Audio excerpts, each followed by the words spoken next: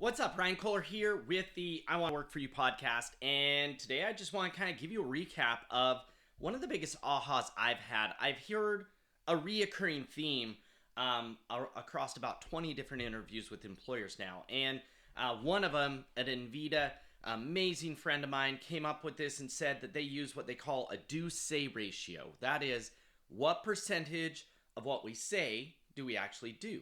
And I think this highlights something valid and crazy important. I had a long interview with the team at DCI, which is just a phenomenal tech company, and NVIDIA, Biosciences, amazing companies. And both of these two organizations, I heard the same theme over and over and over again.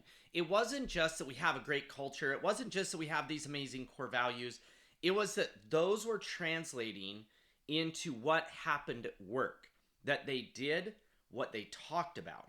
And it brought me back to this book, this amazing book called Pirates in the Navy, that talks about big companies' struggle to innovation and why small companies have an easier time innovating. And the core concept was this of innovation theater versus innovation in reality. The idea that the bigger a company gets, the more that it does things for show, the more that it puts on the play of innovation, but that fundamentally at its core, the teams, the built-in systems, the built-in power structures, and the way that they run their metrics or the way that what they look at actually makes it so that innovation is almost impossible. As a good example of this, they might talk about wanting to try new things and do new things and be on the cutting edge, yet they force metrics that say that it's actually safer to do the proven things, not to try those unproven things. Well, when it comes to your culture, this same concept of theater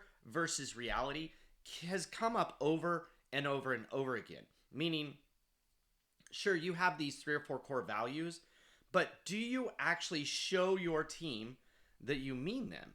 Are they built into your processes to say, wait a minute, how does this decision impact or go with or against these certain core values? How are these things guiding us? Or at the employee level, we talk about these core values, but do we actually provide them concrete examples of here's how this would be applied in your job?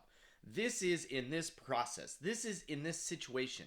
When we make a decision, when we deal with friction or conflict between teams, do we stop and bring up those values? Do we have a list of questions that we ask that cause us to think and really inspect our decision-making process and our drivers and our bias, all of those things to make sure they're in alignment?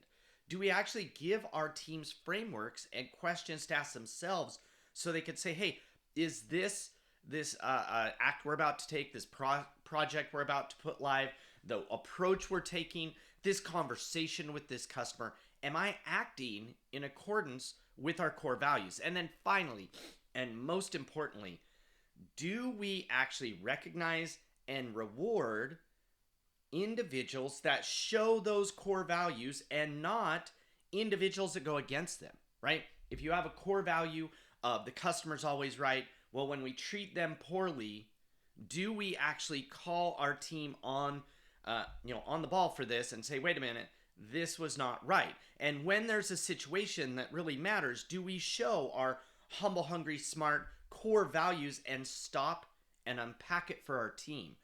That right there, that idea of forcing especially executives, management, to stop and unpack situations, decisions, explanations, all those things in the context of our core values of how it is aligned, builds a powerful reoccurring theme of we actually check to make sure that what we're doing is in alignment with what we say, with our core values and our culture and those things that we say to the world we are all about.